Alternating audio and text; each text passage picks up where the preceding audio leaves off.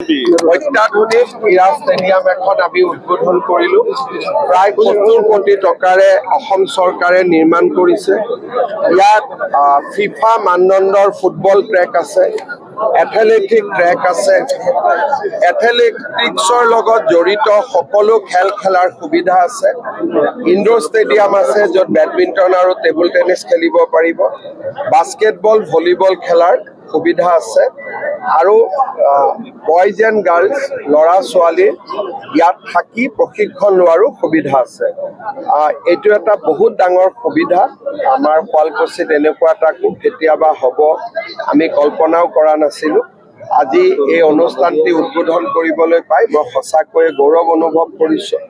পৰৱৰ্তী দিনত ইয়াত স্পৰ্টছ একাডেমি এখন আমি নিৰ্মাণ কৰিব লাগিব, যাতে সকলো সুবিধা ল'ৰা ছোৱালীয়ে গ্ৰহণ কৰিব পাৰে আৰু ইয়াৰ পৰা আমি যাতে নতুন খেলুৱৈ জন্ম দিব পাৰোঁ। এতিয়া বংশৰতো মিনি ষ্টেডিয়াম এখন আছে, ইয়াৰ পিছত আমি বংশৰ ষ্টেডিয়ামখন উদ্বোধন কৰিম।